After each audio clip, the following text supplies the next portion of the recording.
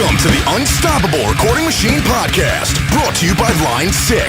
Line 6 is a musical instruments manufacturing company that specializes in guitar amp and effects modeling and makes guitars, amps, effects pedals, and multi-effects. We introduced the world's first digital modeling amp, and we're behind the groundbreaking Pod multi-effect, which revolutionized the industry with an easy way to record guitar with great tone. Line 6 will always take dramatic leaps so you can reach new heights with your music. And now your host, Finn Mckenty. Hello, everybody. I am Finn Mckenty. I will be your guest host for this episode of the URM podcast, a Dear Finn episode. For anybody who may not be familiar with me, which is probably the vast majority of you, you may know me from some of my other ventures. I started the music and audio channel on Creative Live, where worked with people like EYAL and Joey and Nolly, Steve Ebbets, Chris Crummett, Between the Buried Me, Dillinger Escape Plan, a bunch of other stuff I'm not thinking of right now, but maybe you've seen that. I thought it was pretty cool. I've since moved into another role at Creative Live, but spent a couple years doing that and learned a lot from the process. I've known EYAL for probably 5 or 6 years now. We've worked on a bunch of stuff together. He taught me what little I know about audio. So I feel very privileged to have had EYAL in my corner back in the day when I was figuring this stuff out, and I could text him to ask him my stupid questions like, why do my guitars sound so fizzy? How come the snare doesn't have any pop? What is parallel compression? All that kind of stuff. So definitely not an expert when it comes to mixing, but I do know a thing or two, and it is all thanks to EYAL. Well, mostly thanks to EYAL. Also thanks to Jesse Cannon and Joey and a couple other people, but EYAL is the one I have to thank for getting me started in all this stuff. In any case, in addition to that, I do a lot of digital marketing stuff on a freelance basis for some other companies you might have heard of, like Get Good Drums, Horizon Devices. Also work with A Day to Remember and Periphery and a couple other freelance clients. I also have a website called thepunkrockmba.com, where I write about life, business, and career lessons learned from the world of punk, metal, hardcore, graffiti, skateboarding, DIY culture, all that stuff. That's kind of the world that I come from, the punk, hardcore sort of world back in the day. Not back in the day, I'm still into it. But anyway, that's where I'm coming from. So most of the answers on this episode will be focused, I think, around the topics of career, self-promotion, that sort of thing, maybe a little bit of personal development. That's also a thing that I'm very interested in, have put a lot of work into myself, like a lot of you guys. I'm not necessarily the most outgoing person in the world. So I've struggled with kind of a lot of the same things, like social anxiety and controlling your emotions, all that kind of stuff. I know that may seem unrelated to the world of audio, but I promise you that it's actually core to the world of audio, especially for creative. A lot of us struggle with controlling our own psychology. And I'm sure that if you take a minute to think about it, you can probably think of a million times in which you shot yourself in the foot by not being able to control your psychology, whether that was being too shy to ask someone, to work with them, or getting pissed off about something you shouldn't have gotten pissed off about. Perhaps, I know a lot of people struggle to find like motivation to work on stuff. You get the idea. That is the foundation of everything for your career as a creative. So I will be talking about kind of that stuff. Not so much if you want me to help with your mixes, I can't do that. But if you want me to help you with your business and potentially being a happier person, I can help you with that. And so that's what I'm going to be talking about.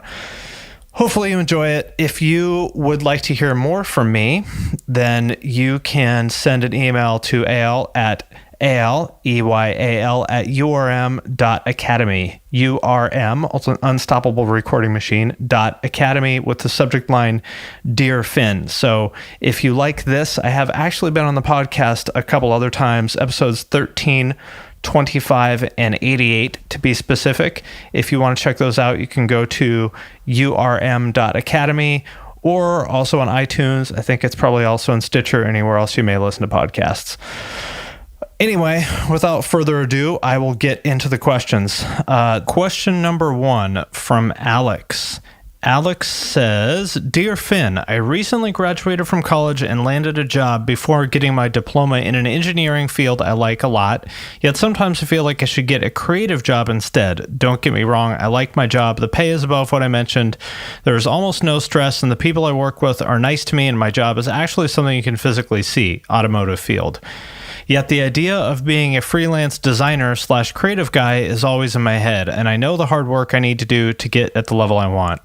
Am I just afraid of missing out on those jobs? Should I just cash the most of my salaries and use the money to fund my career? I think English is probably Alex's second language, so bear with me here. Coming from an economically tight background, it feels good to have enough money to do most of the things I want to do and still save for the future. Should I wait some years to make a career change? Or maybe I just have a delusional idea that creative jobs are better than they actually are when they are actually worse. Payment, dealing with bullshit, etc. So again, think English is Alex's second language, but I get the idea. So Alex, I'm going to keep it real with you. It would be foolish for you to quit your engineering job, in my opinion. Again, this is just my opinion. I don't know you, and maybe I'm full of shit, but I don't think I am. Let me explain. I think you hit it. I hit the nail on the head at the end of your question. You said maybe I just have the delusional idea that creative jobs are better when actually they are worse. I wouldn't say that they are worse necessarily, but you are totally correct that the grass is not always greener on the other side. In fact, it rarely is. And in particular, like when I read the description of your job, that there's almost no stress. You get paid well. You like them. I don't know. That sounds like a pretty damn good gig to me, man. And especially if it's engineering, it sounds like you're maybe like a mechanical engineer or something like that, or detailed part designer or something on automotive stuff. That's a great job, and that's going to be there probably forever. So here's the thing about turning your creative passion into your job. And by all means, I have done that myself, so I'm not suggesting to people that they don't do it necessarily, but I am suggesting that you think about it very clearly before you do, because here's the thing. As soon as you turn anything into work, it automatically stops being fun, at least a lot of the time. Like anything that you are forced, the reason why it's fun is because you can do it on your terms. You can quit whenever you want. You can start over. If you're working on a song and you're like, the song sucks, I'm going to go play video games instead, you can. Or if you get halfway through it and you're like, fuck it, like I'm just going to trash it and start over, you can. And you're doing things on your terms, and you go, you know what, I want to do a ska song. Usually I do metal, but I want to do a ska song. I definitely do not suggest doing ska songs, but it's a free country and I can't stop you. It's unfortunately not against the law to make ska, although it probably should be. Anyway, if you decide you want to make a ska song, you can, and you don't have to answer to anybody. It's all on your terms, and that is the awesome thing about doing this stuff for a hobby. And that ceases to become true when you do it for your job. Even if you are selling your creative goods, like your music, or you start a t-shirt company, or you're a designer, whatever it is, and let's say you produce prints, or you're selling your shit on Bandcamp or whatever, and you're making some money, you still have people to answer to, and those are the people who are buying your shit. As we have a saying in the U.S., there's the golden rule, which is the people with the gold make the rules, and that's how the world works. So you see this a lot with bands when they change their style, and then all their fans hate them. Now imagine, like Metallica being the obvious example, and you can imagine that would kind of suck. Like imagine you put out 2 or 3 albums and they did pretty well, but you go, shit, well, we've been doing this style for like 5 years and we've recorded 30 songs, 40 songs in this genre. And we're just over it. We don't really have anything more to say. Let's do something different. But then you have to ask yourself, well, are the fans going to hate us? And the answer is they probably will, or at least there's a very good chance of it, because they've come to expect one thing from you, and they don't necessarily want the other thing from you. And so now you are back in the same situation that many people wanted to escape, which is that they are kind of financially forced to do the thing that they do not find creatively fulfilling because they've got to pay the bills. And now you're back at square one. And that's why people do side projects and stuff like that, blah, blah, blah. So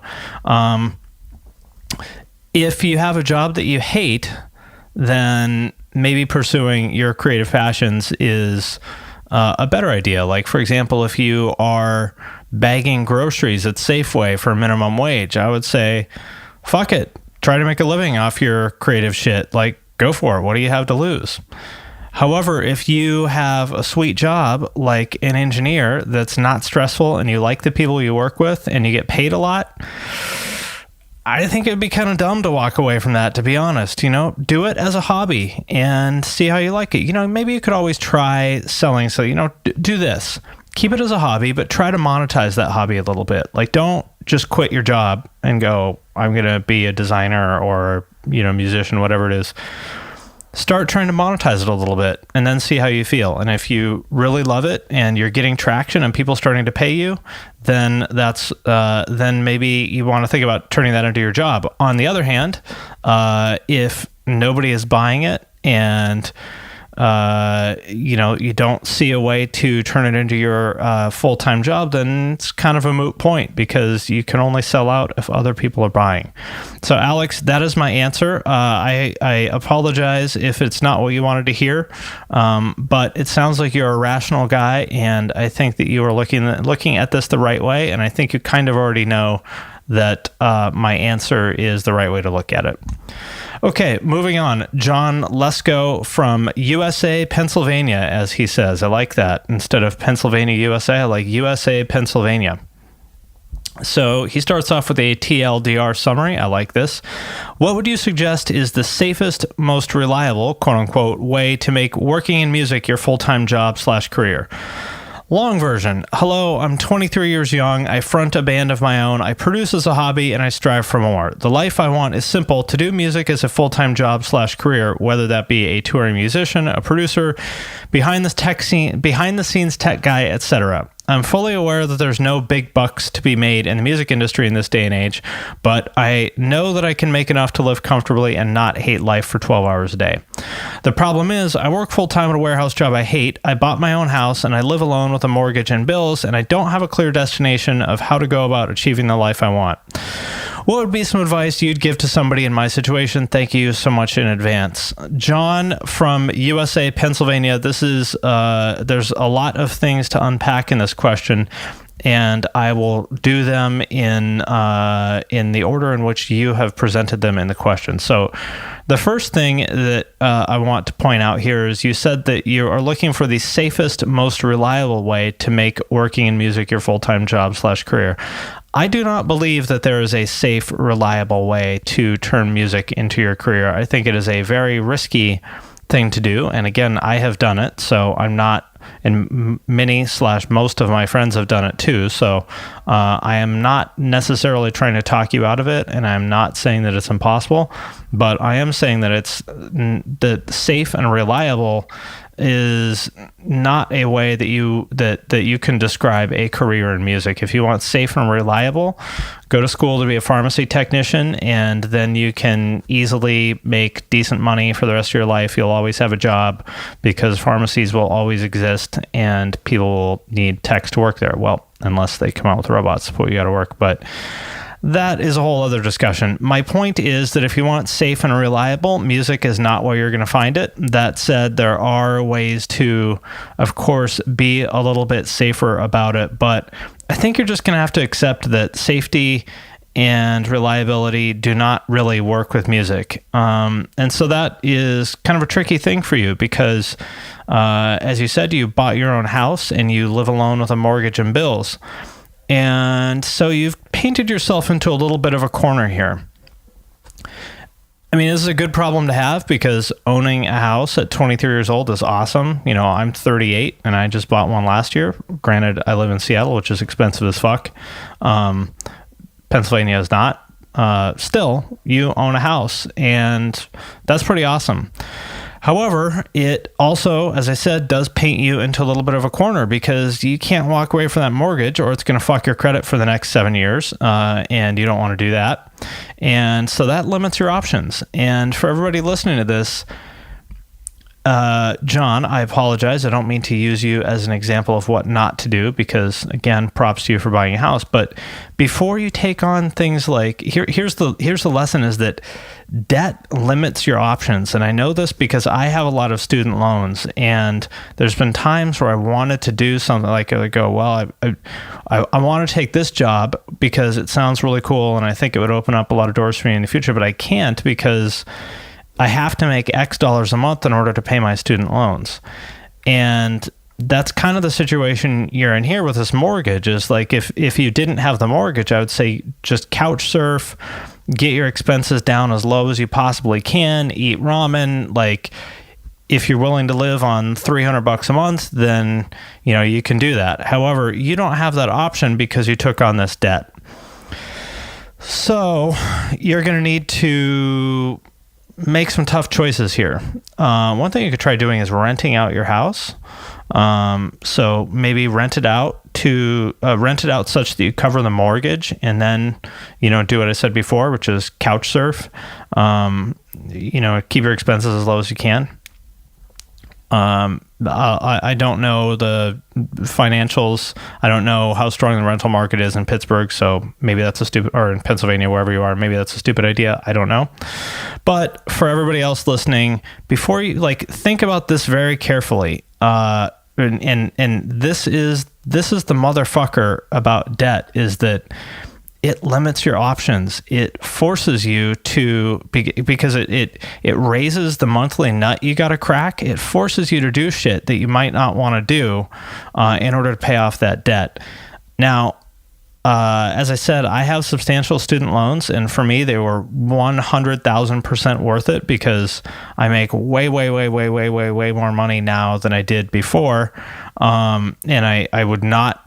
And that wouldn't be the case unless I had gone to school. So for me, it was worth it. There are other kinds of debt that are not a bad thing, but consider it very carefully before you take it on, because you may find yourself in the same situation as John here, where you're boxed in a bit by that debt. The next thing I want to unpack a little bit here is you said that the life I want is simple: to do music as a full-time job / career, whether that be a touring musician, producer, behind the scenes tech guy, etc. Those are 4 or 5 different things, each of which is hard as fuck to pull off. So you got to focus on one. You are there. There's absolutely impossible that you're going to you can't pick one of those 5. It's like, this is like saying, well, I want to date either Selena Gomez or Ariana Grande or Demi Lovato or Taylor Swift, whatever. Any one of those would be fine. And, that's, unless you're, I don't know, Harry Styles or something, those are not your options. So that is the second thing I would like to point out is you got to focus on one of these things. There's a few people that are maybe able to do 2 things and do them well, but I'm not one of them. You're probably not one of them. Joey is one of them, but most of us aren't. And so you should focus. Decide which one of those, if you actually want to do this and you can make it work, decide which one of those you want to do and double down on it. Make that your entire fucking life and focus on absolutely nothing else but that. And you better hurry, because I know you don't want to hear this, but 23, the years creep up on you so fucking fast, you won't believe it. You're going to be 30 before you know it. And if you're 23 years old, you got to make this shit happen fucking tomorrow. And it sounds fucked up to say that, but music is a young man's game. So you got to fucking hustle. Pick one and make up for lost time, because ideally you want to start, pursuing this stuff when you're 13, 14, 15. So by the time you're 23, you've been doing it for 8 years. So again, maybe not what you want to hear, but I think it's reality. And then the last thing, which is maybe a little bit of good news for you, is you said, I'm fully aware that there's no quote unquote big bucks to be made in the music industry in this day and age. I want to challenge that assumption. Like, I'm glad to hear that you understand that making a lot of money in music or any creative field is not easy. But I want you to think big here. If you say, I'd just be happy to make $30,000 a year, then you're never going to make $30,000. You're never going to make more than that. This is self-fulfilling prophecy. Tell yourself you want to make, pick a number that in your part of the country would afford you like a nice standard of living, say like 80 grand or something like that in Pittsburgh, and say that you want to make that. And, even if you only get to 70, that's still, you're still doing pretty well. So there are big bucks to be made in the music industry. It's not easy to do by any means, but I know a lot of people who do it. So I know that it is 100% possible. And I also know that this is a big lesson I've learned, especially from like EYAL. He's very good about this, about thinking big. He's really made me, like, I think maybe in the past and probably still, like, maybe I don't think as big as I should. Maybe I'd go, well, if hold on, let's be realistic. Let's only do X because I don't want to bite off more than we can chew. And he'd go, no, why don't we do 2 times X? And at first I thought he was crazy, but then over time I've seen that every time he says let's do 2 times X, it pushes us to actually do 2 times X. And so that is the last thing I would say to you is, like, think big. Set goals for yourself that seem outrageous and unattainable, not insane, but that seem like, holy shit, like, I don't know, man, like, that's crazy. Like, they just seem a little bit out of reach, not like on another planet, but like definitely out of reach. And that's how you know it's going to be a good goal. Okay, John, I hope that was helpful. I hope that I did not shit in your Cheerios. I believe in you. If you're asking this question, if you're listening to this podcast, then you are a smart, driven, motivated, ambitious person. I believe in you, and so you should believe in yourself. Next question from someone whose name I'm going to try to pronounce because he asked me to. I believe it's Gregory. But I don't know. It's spelled Grzegorz. Dear Finn, how could I market myself and attain a client's trust and look professional when I'm at the beginning of the game, still working in a bedroom studio? Dear EYAL, please at least try to pronounce my name. It'd be funny. I don't know why he asked EYAL to pronounce his name, but I did it. What if I got it right? What if you thought that you would make the American look stupid by mispronouncing your name, but I got it right? Then you would look stupid. But I don't know if I did. So why don't you let us know if I got your name right? I'm curious. Anyway, I love that you were thinking about this. So how can I market myself and attain the client's trust and look professional? I'm super glad that you're thinking about this because that is the name of the game. You've got to make them believe that you understand their vision for this project and that you can get there. That's what you need to do. You need to be calm, cool, and collected at all times. Even if you don't feel it inside, project an aura of confidence to them. Even if you don't feel it. Don't promise anything that you definitely can't deliver. Don't promise them that you're going to mix their album in, a day and a half, unless you're Joel. So don't overpromise, but do be confident. Don't say, well, I don't know, I'll try. Just go, you got it. Don't worry, guys, I got you. This is going to be awesome. And then as soon as you say, so think about it this way. You set the expectations in their mind with your words, your body language, with everything you do about how to react to your work. So if you say, oh man, I don't know, it's going to be tough, but I'll see if I can pull it off. When you send them that first mix, they're going to be looking at it under a fucking microscope, looking for things that are wrong with it because you planted a seed of doubt in their minds. Now, on the other hand, you could take the exact same mix, no different, but if you had at the beginning of the conversation said, yeah, I love it. Let's do it. This is going to be fucking awesome. Give me like a day or so to turn this around and you're going to love it. Now, when they get that, how is their perception going to change, or how are they likely to react to it? Not to say that is a magical trick that will remove all doubt from their minds, because that's not true, but they're much more likely to, to go into it with a positive mindset and the belief that your work is good. And I want to be clear here that we're not trying to trick our clients into thinking that shitty work is good.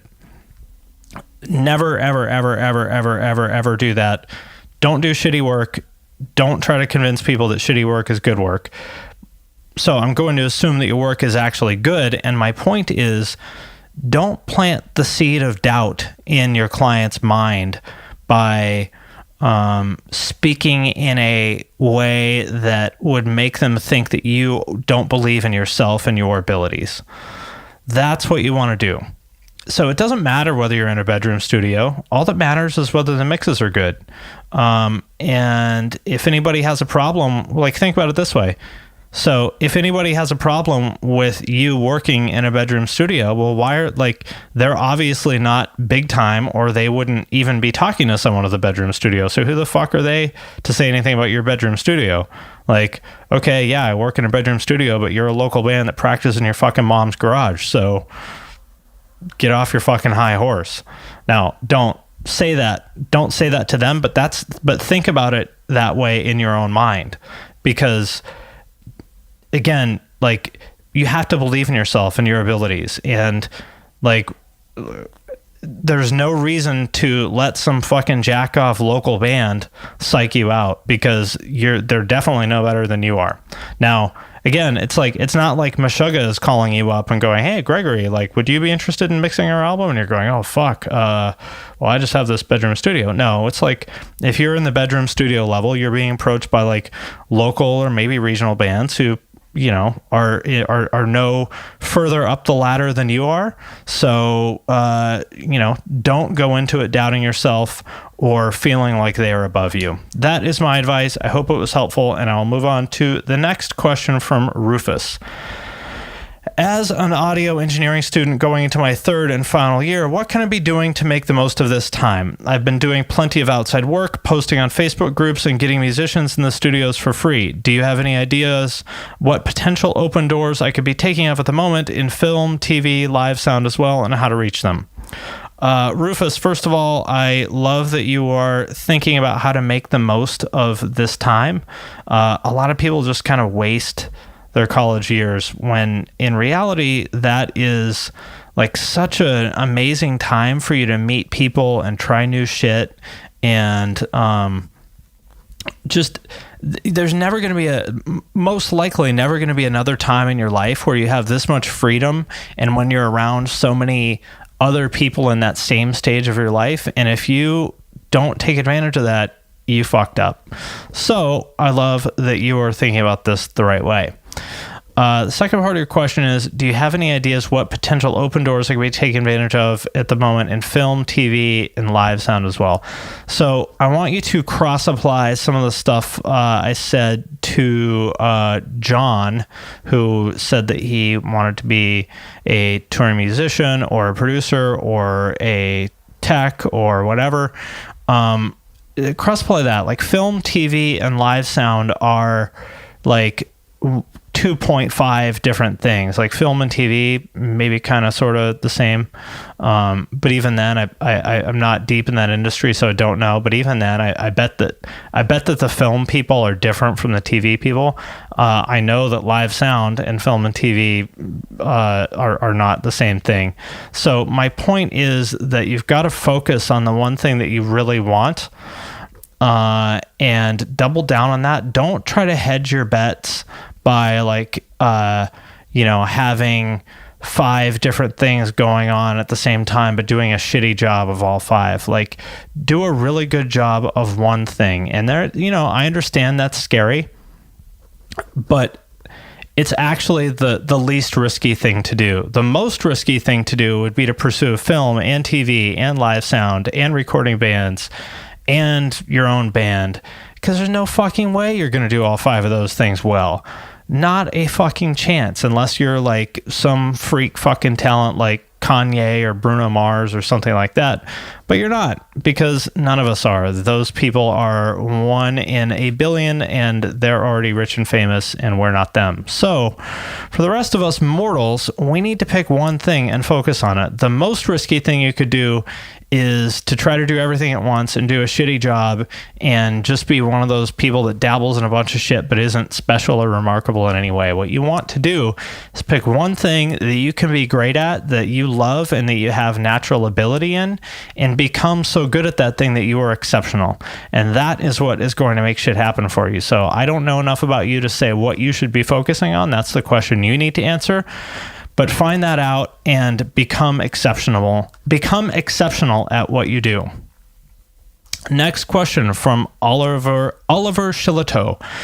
Dear Finn, do you have any advice on when is the right time to make the jump from a 9-to-5 to being self-employed as a mixing engineer? Obviously, there comes a time when a business will need to be set up and all that sort of thing, but when is the right time to make that move and keep paying the bills? So first of all, set that business up now. If you're making any money whatsoever, I don't know what country you're in. I'm going to assume it's the United States, but you got to set that up now. Talk to a CPA. Trust me, like, dealing with the IRS is a fucking nightmare. They're basically like a gang, only unlike a gang, you can't fight back. You just have to like accept it while they fuck you.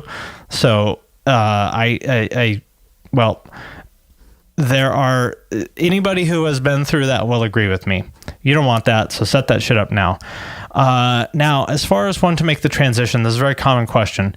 And you should make the transition when you are able to do it in such a way as the potential downside is not catastrophic. So what you want to do is ask yourself, what's the worst that could happen?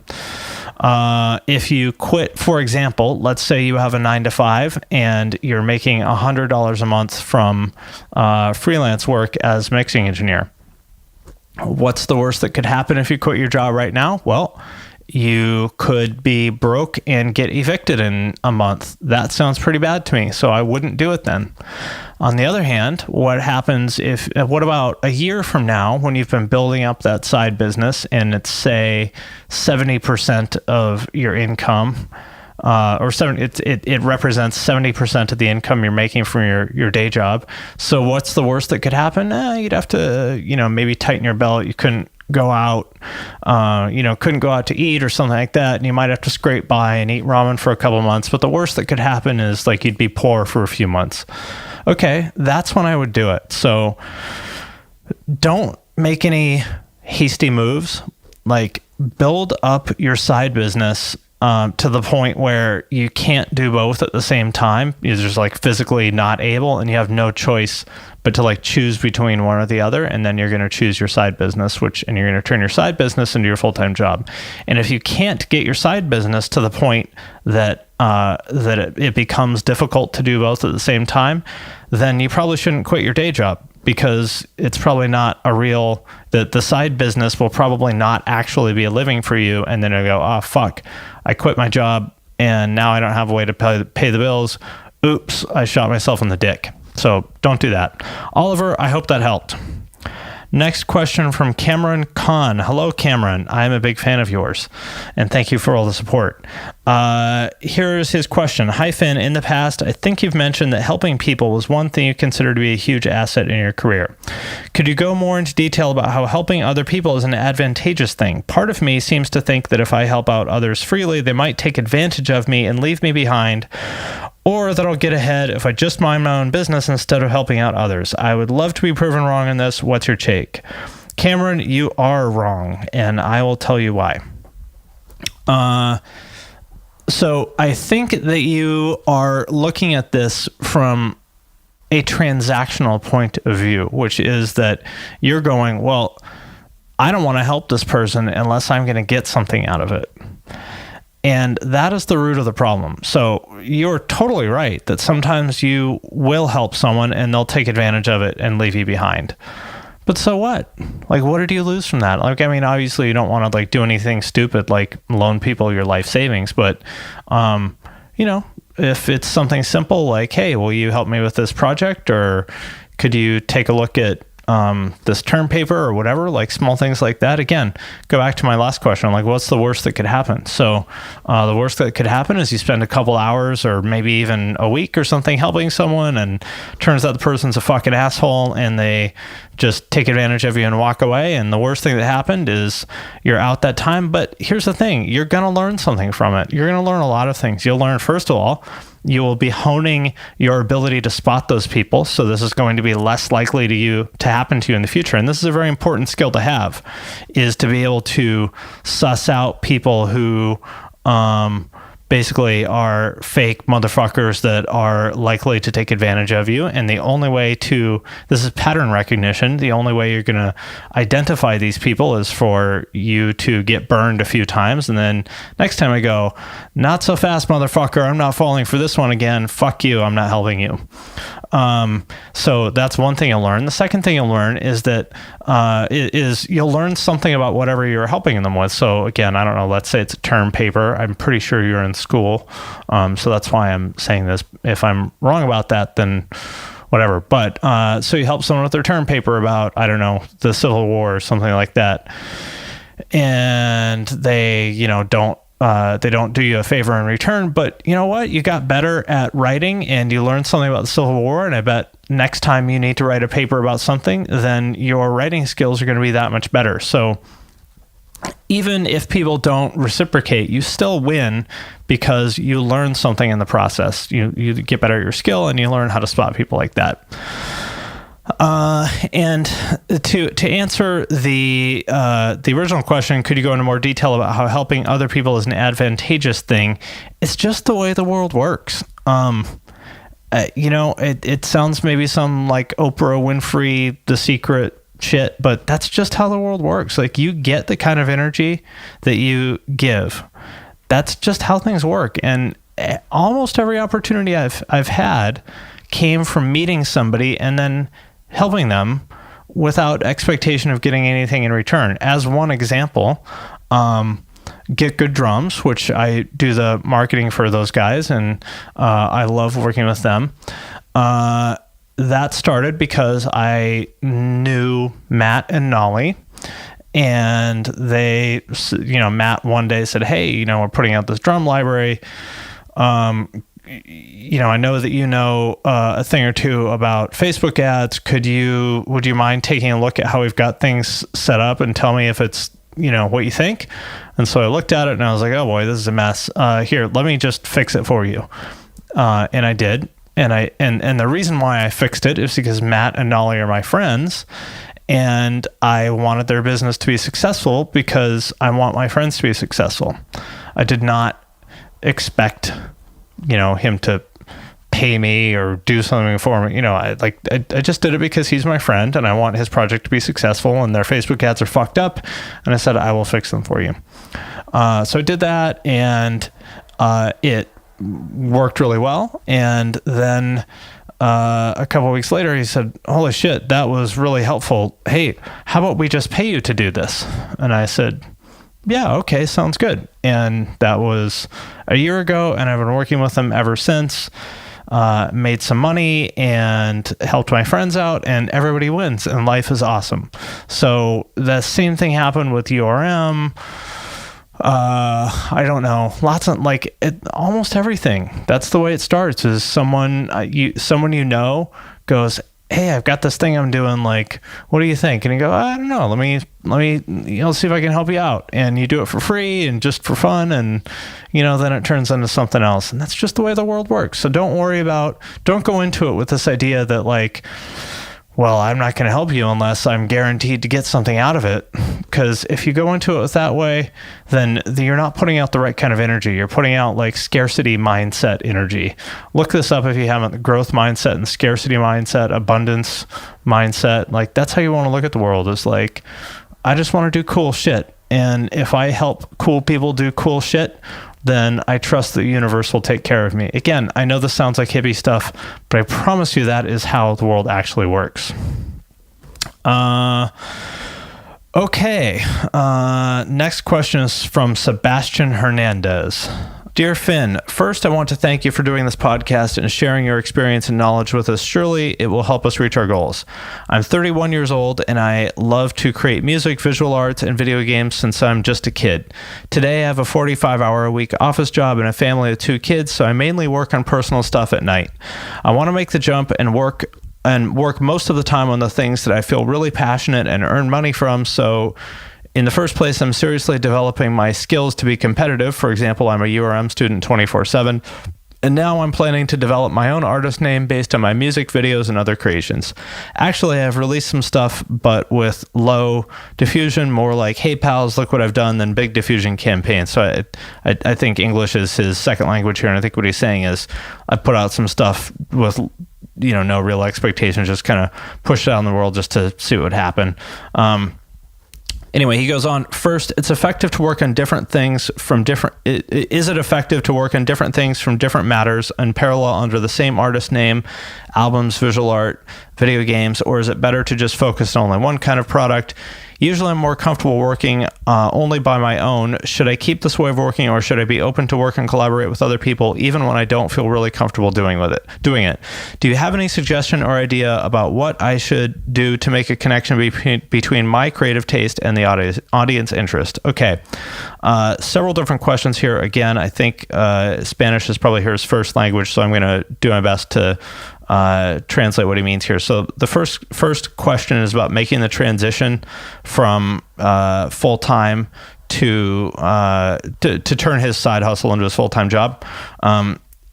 As I said before in my answer to this question earlier, my answer would be different if the person in the other question had a lot of responsibilities, like a family, and Sebastian does have that. So when you have kids, that's a game changer. Now it's not about you anymore, it's about your family. And so you have to take that very seriously. My mom, I don't want to say put herself first a lot, but like we were on welfare when I was a kid because my mom basically, I think, didn't want to work. And it fucking sucked. Like, if anybody listening to this grew up on welfare, as I bet probably a lot of you did, you know that being poor fucking blows when you're a kid. It's scary and stressful and unpleasant and embarrassing, and it stays with you for the rest of your life. If you grow up poor, you probably agree with me that you feel like a poor kid always, even when you have money. Like, it's just a stink that's on you forever. It makes you feel like shit, and it makes you doubt yourself. It makes you feel inferior to other people, and it makes life really unpleasant as a child. And I think it probably causes some stuff like depression and anxiety and stuff like that, because kids are very affected by stresses like that.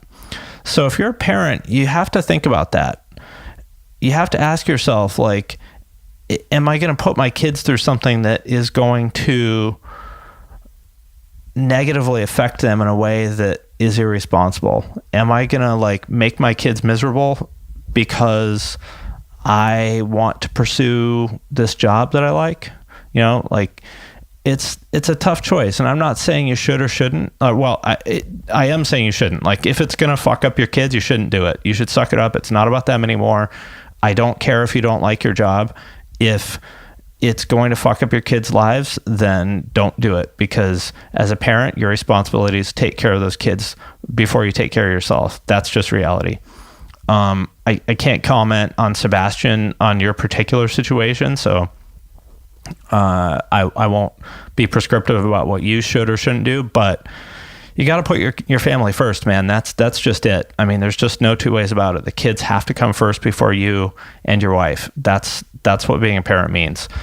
But there's still probably a way to make it happen. Lots of other people have done it. It's okay if you're a little bit uncomfortable. If your family's, there's a difference between being poor, like poor, like going to the food bank. We can't afford to have a phone. When I was a kid, I slept in like a dresser drawer instead of a bed, that kind of thing. Like, that's painful poor. But if it's just like lower middle class poor, where you don't get the new video game console when it comes out, you have the one from 5 years ago or whatever, like, that's fine. You can put your family through that. They'll survive. there's a big difference between lower middle class and poor. Don't subject your family to poverty. Being a little bit on the lower middle class end of things, that's fine. Anyway, so as far as how to make the transition, just apply what I said before, keep your expenses low, make the transition deliberately, you get it. The one thing I'm picking up here is that you seem like a lot of creatives is maybe a little bit unfocused. You said you're doing music, videos, other creations, video games. You got to pick one. There's almost nobody who's good at all of those things, who's really good at good enough at those things to make a living off of them. It's hard enough to make a living off of any one of those things, even if you're good. So you got to pick one, and pick the one that you're best at, which may or may not be the one that you like the most. That's just reality. Pick the one that comes easiest to you, because that's the one that I think you have the most natural aptitude for, and you are most likely to excel at that thing. So pick one. Your second question was, should you use a different name when you're working on a different medium? In other words, music versus art versus video games. Should you create a different name for your work in each of those things? I don't think you should. I think you should work under the same name, and I think it should probably be your personal name, although there's probably a shitload of Sebastian Hernandez's out there. So that might not be a good idea, because that would make it hard. When people search for Sebastian Hernandez, there's probably 4 million people that come up. So maybe use your middle name or something, like Sebastian Felipe or whatever your middle name is. Like, maybe go by that. But I think you should use the same name for everything, because what you want to do is build up a brand, and it's hard enough to build up a brand for one name, let alone 4 or 5 names. So I wouldn't do that. I would just build up one name. Next question after that, he says, usually I'm more comfortable working on my own, but should I collaborate with other people even if I don't feel comfortable doing it? Yes, absolutely. And you need to get comfortable with collaborating, because that is where the magic happens. It's very, very, very, very, very rare that anybody achieves great things on their own working in a vacuum. Like the idea that there's just one person making this amazing art in their, bedroom, and then they unleash it on the world and it blows up and they become incredibly successful. Like, that doesn't really happen. I mean, maybe there's a couple examples of it, but not really. Like, the way it happens is by getting out there and connecting with other people, whether that's your peers, whether that's fans, it's probably both, whatever. You got to get out there and connect with other people, because people are what make this whole thing happen. The art itself is just a file on a computer or some paint on a canvas. It doesn't matter until people consume it and react to it and fall in love with it. So you've got to get it out there. And collaborating with other people is a great way of doing that. Like, if 4 people are working on a thing and you all release it, that you're going to share in each other's audiences. I mean, how many times have you discovered that? Like, you've discovered an artist because they did a song with another artist that you like, and then you go, wow, I love the contribution that this person made to the song. I'm going to go check out their other stuff. And then I became a fan of that person. That's how it works. You get exposure to the audiences of your collaborators, and then you get to peel off some portion of that audience and keep it for yourself. You're also going to get a lot of great ideas from working with those people. You're going to find out, let's say, again, you're working on a song. You're going to go, holy shit, the snare that this person did sounds incredible. And you're going to hit them up and say, hey, how do you do that amazing snare? And they're going to tell you, and now you're going to have a new way of dialing in a snare sound. You get the idea. So yes, you should collaborate with other people. If you don't feel comfortable doing it, you should learn how to feel comfortable doing it. Just, if you're like a lot of creatives, like you're just sort of, and like me, I'm not the most outgoing person in the world, but I forced myself to do it. I forced myself to get out there and to talk to people and make connections. And it's always like, every single time that I'm in one of these situations where I'm going to a networking event or whatever, that I'm going to go meet people, every single time I don't want to do it. Every single time I think about a reason that it's okay for me to not go. Like, well, I'm really busy. Maybe I should just stay home and work on such and such, or, oh, I'm so tired. I always try to talk myself out of it. And without exception, when I go, I'm very glad that I did. I feel inspired. It's tiring to me because I'm an introvert, so being around people is tiring to me, but it's tiring in a good way. Like, without exception, I'm always happy that I put myself out there and connected with people. I'm speaking in this context, I'm speaking about doing it in person, which is the best way to do it. But doing it online works great too. And if you're an introvert, like a lot of us are better at that, like online asynchronous communication than we are in-person communication. So do it whatever way works for you, but you have got to put yourself out there and collaborate and work with other people, make those connections. That will make the biggest difference in your career more than everything else combined. Yes, you have to be good at what you do, but making those connections with other people is what is really going to transform your career. So, and then the last thing, do you have any suggestion or idea about what I should do to make a connection between my creative tastes and the audience interests? So the way I'm interpreting that is that there are many times in which the thing that we want to do is not necessarily the thing that resonates most with the audience. And so you have a choice there, where you can either say, fuck it, I'm going to do, like, I know that not that many people are into this thing, but I like it, I'm going to do it anyway. And either accept that the audience for that is going to be smaller and hope that it's a quality over quantity thing, or hope that, over time the audience for that thing will grow. The other thing is you can go, well, okay, so I understand that the audience really likes X.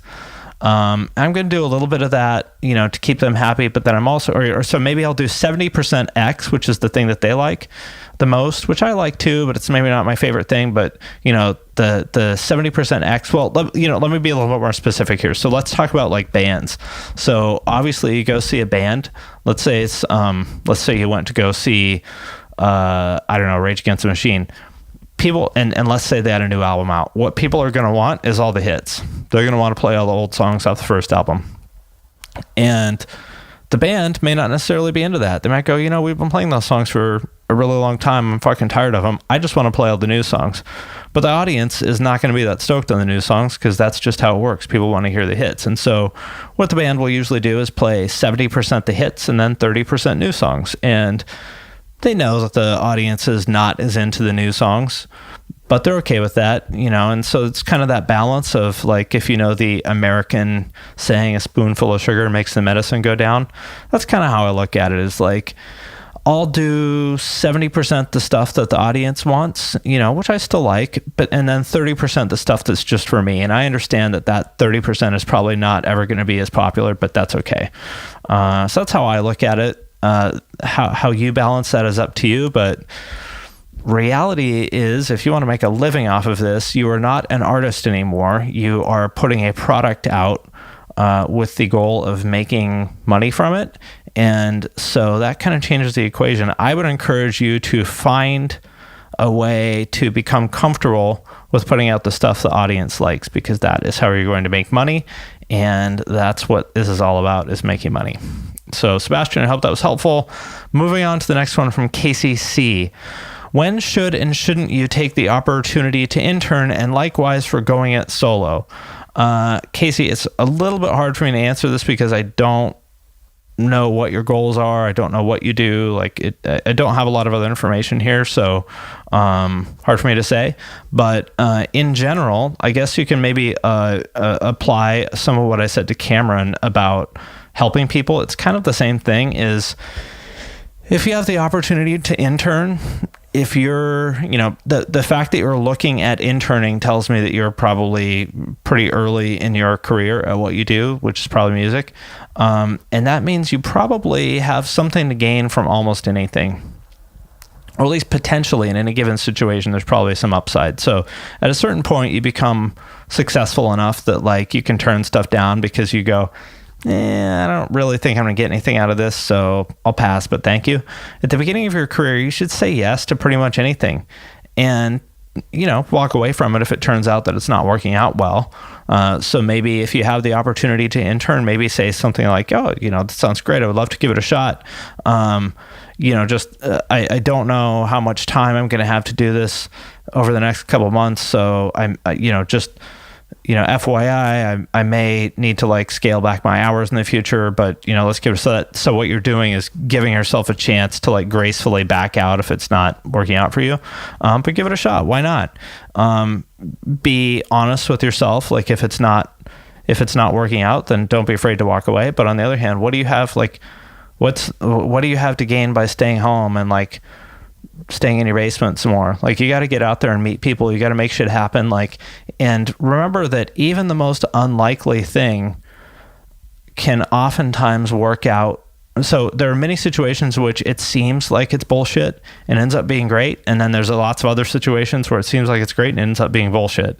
And you really never know in any given situation what's going to happen. So you just got to go for it and roll it. I mean, this is all like luck is a huge part of all this, and you won't get lucky unless you put yourself in the situation to roll the dice. So that's my advice: is go for it. And if it's not working out, walk away, but take a chance on it. Okay, next up we have Nelson Cotter. His question is as follows. Dear Finn, battling social anxiety has been my biggest challenge while trying to develop myself as a producer. Could you share any tips or tricks for communicating with clients that you may have learned from your field of work? This is an awesome question. I bet that almost everybody listening to this deals with social anxiety in one form or another. I've said this many times, I'll say it again. If your dream job is sitting in a windowless room listening to the same songs on repeat for 14 hours a day, you are not a people person. And so you are far from alone here. I think almost all producers, like creatives in general, generally are not the most social. Producers in particular, I would say, are among the least social. And I'm not saying that as a criticism. That's, we're all different. I'm not a particularly social person either, as I've said earlier in this episode. So props to you for understanding that that's a challenge, and also understanding that if you work on it, it will pay off big time. So any tips or tricks when communicating with clients? Gosh, I don't even know where to start here. I guess it would be helpful for me to know what specific things you're having trouble with. But to me, I look at communicating with humans. So let me back up. I'm a systems thinker. I'm not an engineer, but I kind of think like one. And so to me, it's helpful to look at interacting with humans as a system that can be optimized like anything else. So the same thing, you open up a mix and you go, okay, how can I make this session better? And you do an overview of it and you see, okay, this part's working, this part's not working so well, this part is completely fucking broken, I need to start from the ground up. Do the same thing with your interactions with human beings. And that's how I approach it. And so, for example, like one of the things that really, has been a challenge for me is like, I really don't like, I don't like delivering bad news to people. Like if I have to tell someone that this thing that they put a bunch of work into is not good enough and needs to be redone, I really don't like doing that. It sucks because, I've been in that situation many times. This person had to redo their work and it fucking sucks. But on the other hand, sometimes that's what needs to be done for the business. And so that's like a really tough one for me. And what I've realized is that like, I think about, I put myself on the other side of the table as, okay, well, when other people told me that, was I mad at them? No. But so first of all, I said, why is this situation? So here's getting back to the systems approach. So I said, okay, I've recognized that this thing is a challenge for me. And so the next step is I go, why is this a challenge for me? Well, it's because I'm afraid that the other person won't like me or that they're going to be mad at me. And that makes me uncomfortable. And so, okay, so I've recognized the issue, and then I go, well, how can I deal with this issue? Like deal with the fact that I'm afraid this person is going to be mad at me or that they're not going to like me. And I said, well, what about when I was in their shoes and the boss came to me and said, hey man, I think we need to redo such and such. Here's why. Was I mad at them? No, not as long as they told me in, respectful terms in which they outlined specifically why my work needed to be redone. I wasn't mad at them. I was kind of mad at myself. I was like, fuck. Okay, yeah, I get it. No problem. I can redo it. And I didn't, and so then I realized, well, I'm imagining things. Like, and this is, I bet this is, I don't know if this is a thing for you, but so much of like these social situations is imaginary. We think that we're afraid that something might happen or could be happening, or the other person's thinking this, or they might think that, but all of that is imaginary. It's not real.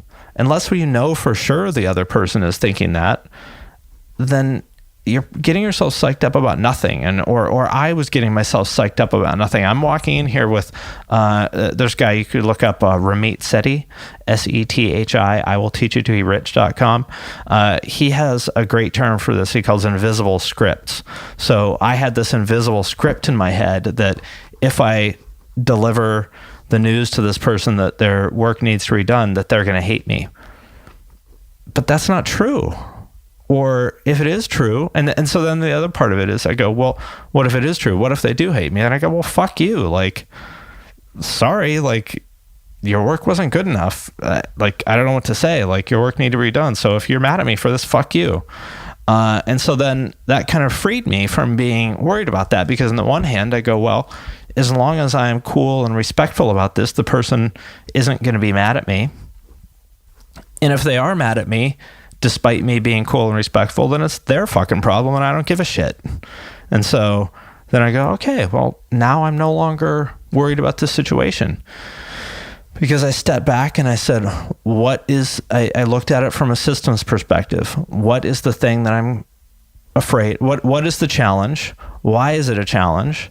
And then how can I overcome that challenge? And that's how I look at all these interactions with humans. So I don't know what your specific challenge is.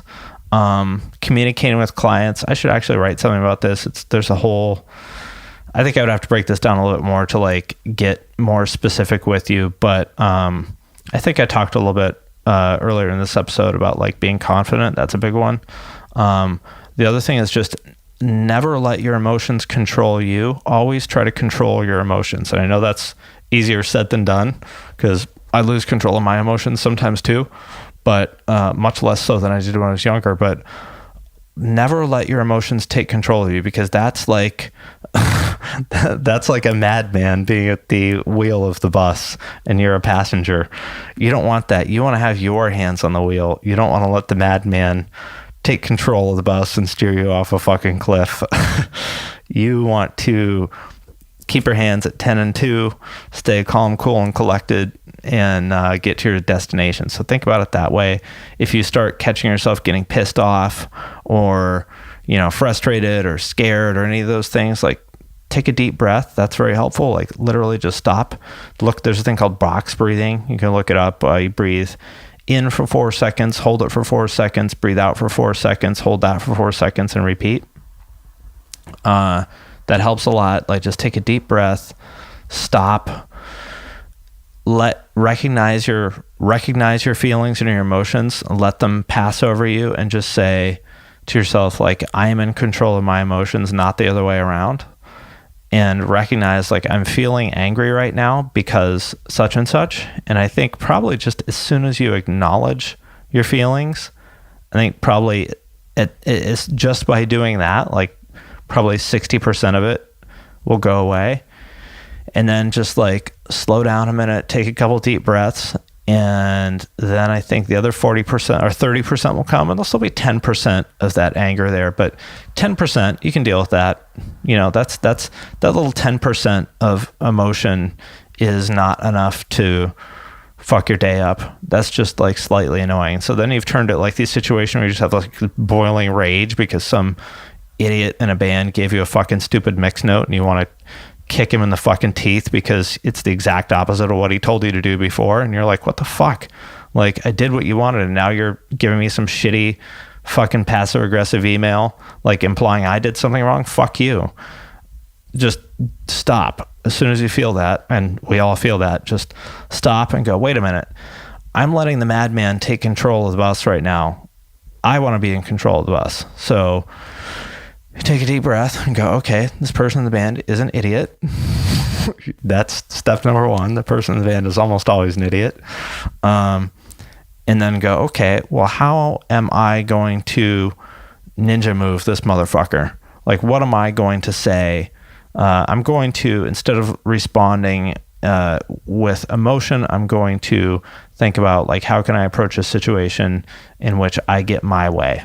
And, that's how I think about it. So I could go on about this forever, and I probably will another time, but that is my thought. Systems approach, and remember, never let your emotions control you. You control your emotions. Hope that was helpful. Thank you, Nelson. Next question from Nick Smith. Nick asks, are there any passive income strategies for engineers and or musicians you have that you would be down to share, especially strategies that may be unorthodox or less utilized?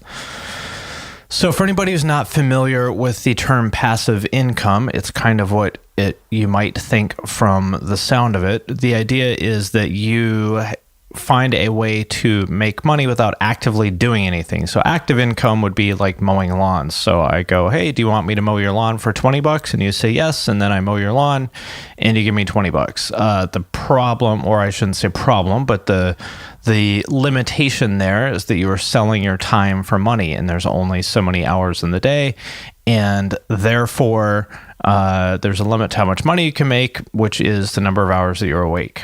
And so that's probably why Nick is asking about passive income, because, the idea is that, for example, if you sell digital goods, like, JST is a good example of this. A lot of parts of that business are automated. So, Joey goes to sleep and then he wakes up in the morning and looks at his orders and, wow, this many orders came in and I made this much money while I'm asleep.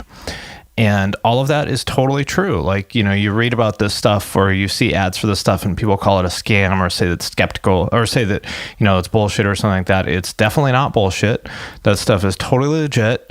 Passive income is a very real thing. And there is nothing stopping anybody out there from building a nice stream of passive income. However, it's not easy. It's very hard to... And does require some investment to get to that point. So, Joey is in a great position now in that regard. However, he's been working on it for years and years and years and years and spent tons and tons of time and money and energy to get this stuff up and running such that he now has a nice stream of passive income. So, in regard to, so the question is, are there any for engineers or musicians that you'd be down to share? I have a two-part answer there. The first is that the basics of passive income are all out there for you, like digitalmarketer.com, Ramit Sethi's I will teach you to be rich.com and growthlab.com. Those are my top two, but there's lots of them. Kimra Luna is really good. Lewis Howes. I mean, there's lots of these people out there. Tara Gentile is really good. Derek Halpern. The playbook is out there. This shit works. I mean, that's the stuff that we use for URM. This is stuff that I use for Horizon Devices and Get Good Drums. Like, it works. It's all out there. All you have to do, it's the same as mixing. Like, if you want to learn how to mix, the education is out there. If you want to know how to mix like the top pros, you subscribe to Nail the Mix, you do what they say, and it works. You got to put in the time, but it works. And passive income is no different. There's no shortage of information on how to do this shit. And all you got to do is follow the plan and put in the time, and it will work for you. That said, so that stuff is all out there. And the question is, I guess, what is the product that you're going to sell? And I think a lot of musicians and producers have the idea that they can sell their samples or presets or something like that, like Joey has, like Chango, GGD, Kurt Ballou has a sample library, fill in the blank, you've seen them. And yes, you can definitely do that. Give it a shot, why not? But don't underestimate the amount of time and work it will take you to make it happen. You may have to invest several $1,000s before you get to the point where it's like, and a lot of time before, you start to see any results, because it's not easy. It's just as hard as audio, maybe even harder. So if you're interested in passive income, by all means, check it out, because it's fucking awesome. But don't think that this is something you're going to figure out in a couple weeks and, have thousands of dollars a month running in the door. I mean, maybe you'll be lucky. Maybe you're a freak. Maybe it'll come to you that easily, but I don't think it will. Expect to spend, a lot of time and energy figuring out what product you should make, how to find the right audience, how to buy traffic, how to convert that traffic, looking into all kinds of different software that you're going to need to make it work. So, for example, let me just kind of outline how this works for anybody that might be curious. So, let's say that you're selling an information product, like a how-to video, or or samples or presets would be the same thing, really. So you need to have some sort of a system for building the landing pages, the place where people go to read about for a sales page or to buy the thing. Like for URM, we use something called ClickFunnels, which gets pretty expensive. Like the enterprise level one is like $300 a month. And then in addition to ClickFunnels, you need something to process the payments. So like Braintree is a popular one. Stripe is another one. There's a few other alternatives. You need an email provider so that when you, like many of the people listening to this, you've probably gotten one of our free products, like they call it a lead magnet, where you sign up for something in exchange for your email. We send you the PDF, and then we have your email so we can send you more messages, and including sales emails, and hopefully get you to buy something. So you need some software to send the emails. There's a popular one is called Infusionsoft. That's what we use. There's some other ones like ActiveCampaign I like, and those will run you anywhere from $50 to $500 a month, depending on what you depending on which one you use. And then you need another piece of software to actually send the emails itself. Like Amazon has one, I forget what it's called, but Amazon has one. There's one called SendGrid that's pretty popular. You'll need to figure out how to buy traffic. So the majority of traffic that I have purchased comes from Facebook. That to me is like that's the one that works best for me and for most other people. But Google AdWords is another option. YouTube ads is another. Instagram is another. I've used all of those. Facebook is the one that seems to work best for me for a variety of reasons. And so you've got to A, come up with the money to buy that traffic, and then B, you have to learn how to buy traffic and do things like retargeting. Retargeting is like, so for example, if you've ever, looked for a pair of underwear for your girlfriend or something like that for Valentine's Day, and then for the next month, everywhere you go on the internet, you see ads for Victoria's Secret. Like, that's retargeting. They've pixeled you and as somebody who's visited their site, and then they're going to show you ads for another month because they think that you, by visiting their site, you have demonstrated some interest in their product, and so they want to try to sell you some shit. So you have to learn how to do that. And so you get the idea, and then you have to actually make the thing itself. So, all the stuff I described is like the digital marketing infrastructure behind this stuff. That doesn't even take into account making the product itself. So if you want to sell a video course, for example, like let's say it's 5 hours of content, I think that would easily take you 100 hours to build 5 good hours of content, if not more. And then to build all the landing pages and the emails and all that stuff, that's hundreds more hours. of time, and you're not going to get it right the first time. So you're going to have to spend more time over the course of several months and money, figuring out how to do all this stuff, how to optimize it. Like, okay, say you successfully figure out how to get traffic coming to your product site, but that traffic, those people aren't buying. That's called conversion. So you're not converting those people from visitors into buyers. We go, shit, spend all this money on traffic, but nobody's buying anything. How do I turn them into buyers? You got to figure that out. And let's say then they buy stuff, but it costs you so much to acquire these visitors and buyers that it's not profitable. So now you have to figure out how to optimize your system such that you either pay less for traffic or you raise the price or something like that. You get the idea. It's not easy to do this stuff. It is most definitely possible, though. So if this is of interest to you, then I definitely suggest you look it up. Again, digitalmarketer.com is great. Growthlab.com is great. I will teach you to be rich.com is great. Neil Patel is another one who I like a lot. NEIL PATEL. Quicksprout.com is his site, or neilpatel.com. I don't know. There's tons and tons and tons of resources out there in this stuff. It's totally possible to do it. But again, it's not something you're going to pick up quickly. It's not easy money. It's just as hard. It's a whole other line of work, just and skill set, just the same as audio is. So, go into it with your eyes open if you're interested in it. Feel free to send me a message or an email or something like that.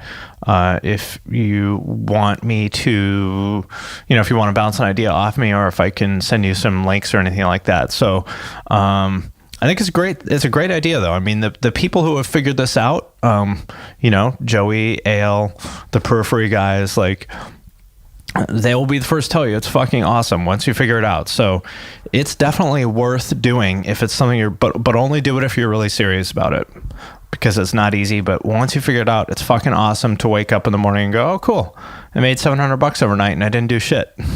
So that's why passive income is great. And this is passive income is well, so an example of that maybe that may be possible for some of you as producer points.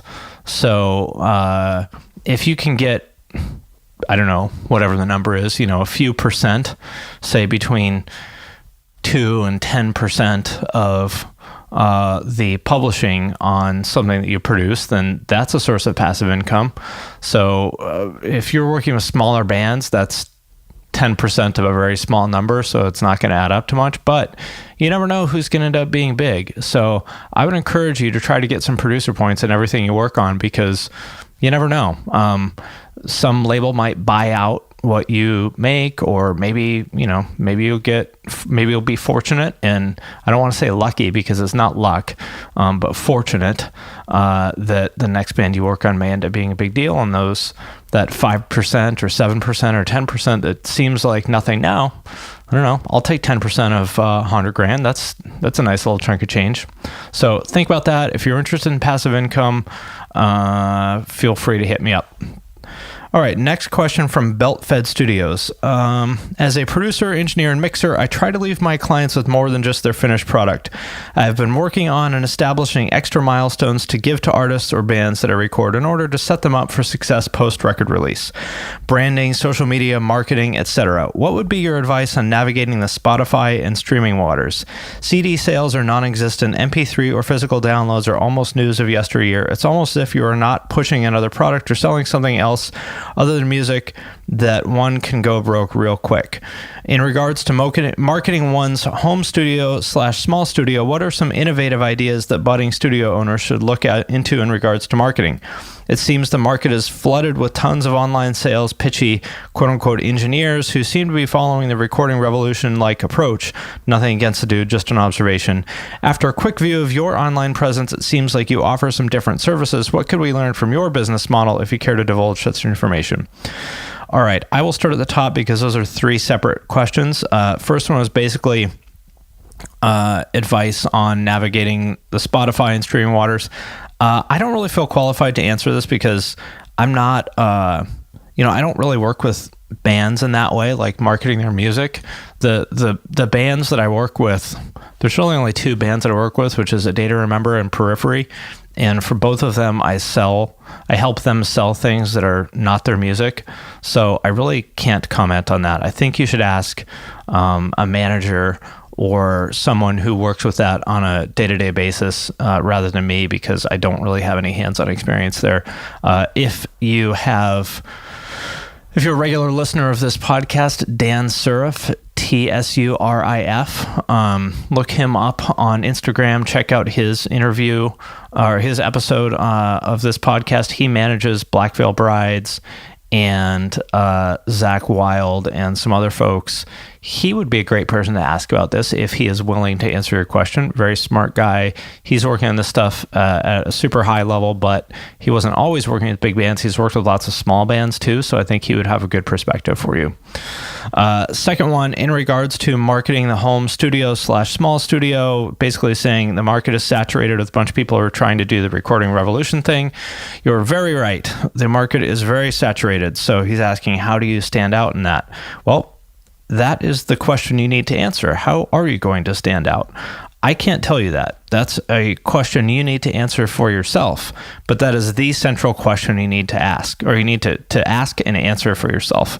How are you different than those 9 million other small engineers? I don't know. You tell me. You tell the world. That's your job, is to tell the world how you're different and why they should care. And it's not going to be gear, unless you have some really, really, really, really special, amazing gear that people care about, which I don't think you do. I don't think anybody does, because I don't think anybody gives a fuck about gear other than other engineers, and you're not marketing to other engineers. And even other engineers, I don't think they really give a shit what gear you have. So so I guess that's what I would say is, when you are looking for a way to make yourself stand apart, it's got to be something that the world cares about, not something that only you care about. Most likely, that is going to be some sort of stylistic point of view. I've given this example many times, but I will give it again. For example, Joey versus Kurt Ballou. They have very, very, very different styles. Maybe you like one better than the other, but that's not the point. The point is that they're very different. You would never go to Joey for a grimy, nasty, dirty, sludgy punk metal type record, because that's not what he does. And you would never go to Kurt for a really polished, hyper perfect, cinematic, over-the-top metalcore album, because that's not what he does. Both of those guys have established a very strong identity for themselves as the go-to person for thing X, and that's what you need to do. So what that thing is, I can't tell you. That's what you have to find out, and then you need to convince your audience, which is going to be bands and managers and labels and other people in the industry who are responsible for responsible for hiring engineers. You're going to have to convince them that you're the man for that particular thing.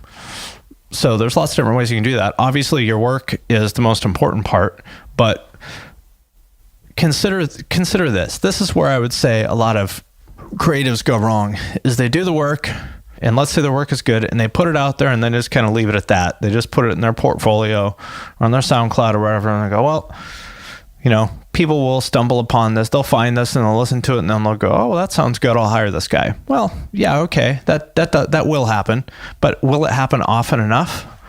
I don't think it will. I think you want it to happen more than once in a blue moon, which is how often that will happen. I think you need to aggressively get out there.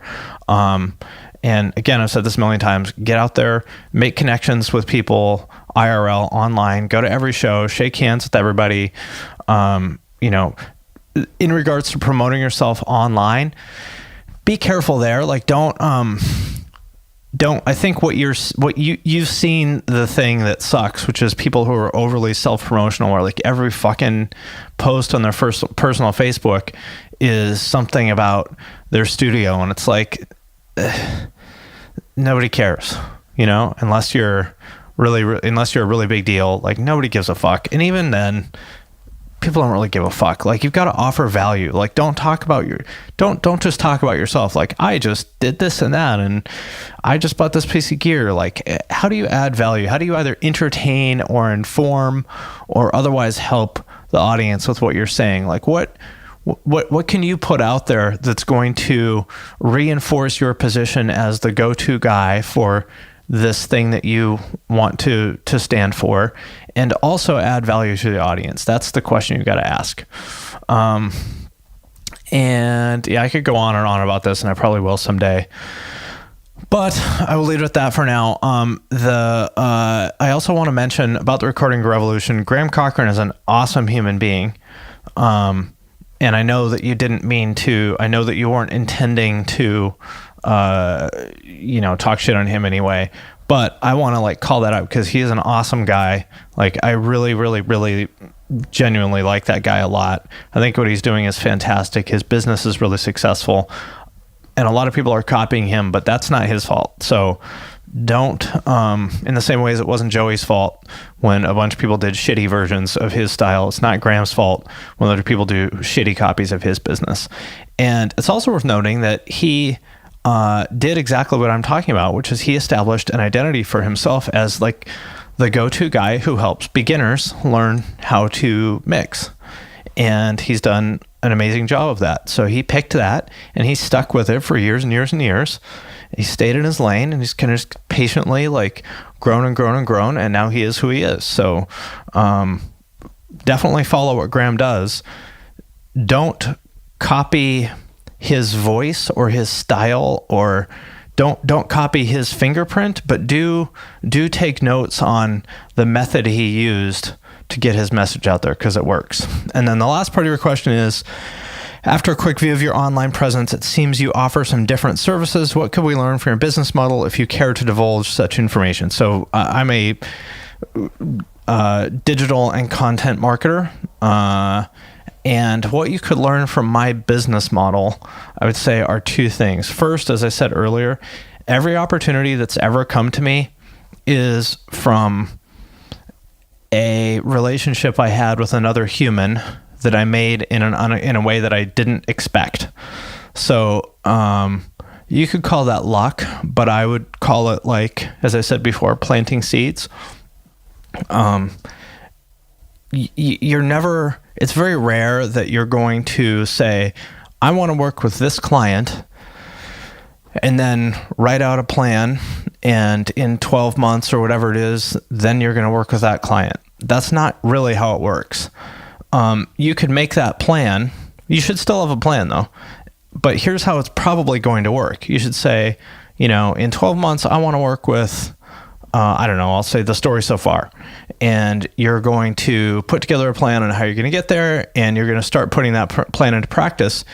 And you're probably not going to work with The Story So Far, but it'll turn into something else that you didn't expect. So you will be successful, but it's not going to be, I don't think in our field, I think it's almost impossible to like know exactly how you will be successful.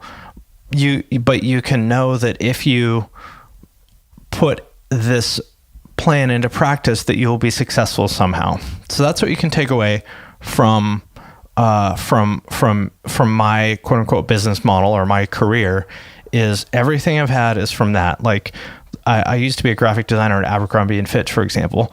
The way I got that was from some random person on Twitter who now is a good friend of mine. But I just tweeted one day like, hey, I want a new job doing like designer marketing. Can anybody help? And this guy who I'd been talking to on Twitter for a while was like, yeah, man, I can hook you up, send me a DM. And I did. And a couple months later, I was working at Abercrombie & Fitch, which is a pretty sweet job. So that's one example. I could go through a million other examples, but it's all about making connections to other human beings and trusting that those are going to turn into something, because they always do.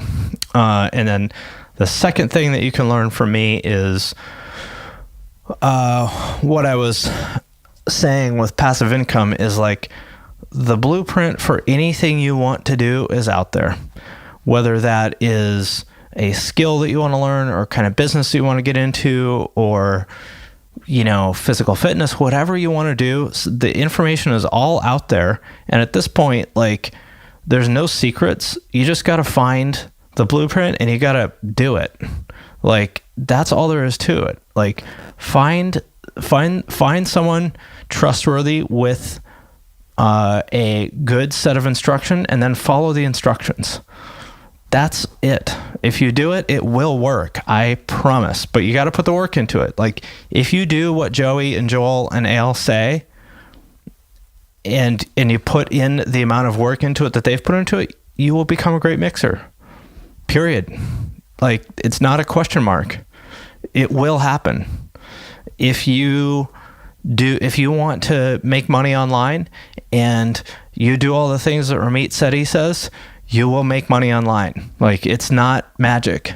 The stuff is all out there. You just have to follow the game plan. So that's all I've done, is I have found people who have knowledge. I've asked them what to do, and then I do what they say. It's pretty simple. And it works. So I think that's pretty cool. All right. Well, I'm about out of time here, so I hope that all of this was helpful. Again, my name is Finn Mckenty, FINNMCKENTY. If you're interested in anything I have to say, you can follow me on whatever social media platforms. Please also check out my website, which is thepunkrockmba.com. That's where I write about business, life, and career lessons that I have learned from the world of punk, hardcore, graffiti, DIY culture, all that stuff. So if any of the things that I've said today are interesting, I think you'll enjoy what I have to say on that website. And you can follow that on Instagram and Facebook and all that stuff too. You can sign up for a mailing list, which I would love it if you did that. And if you have any more questions that you would like me to answer, again, feel free to send an email to EYAL, EYAL at urm.academy with the subject line Dear Finn. And if we get enough of those, hopefully they will have me back to answer more questions for you. So thanks so much for listening. I hope it was helpful, and I will see you next time. Goodbye. The Unstoppable Recording Machine Podcast is brought to you by Line 6. Line 6 is a musical instruments manufacturing company that specializes in guitar amp and effects modeling and makes guitars, amps, effects pedals, and multi-effects. We introduced the world's first digital modeling amp, and we're behind the groundbreaking Pod Multi-Effect, which revolutionized the industry with an easy way to record guitar with great tone. Line 6 will always take dramatic leaps so you can reach new heights with your music. Go to www.line6.com to find out more about Line 6. To get in touch with the URM podcast, visit urm.com/podcast and subscribe today.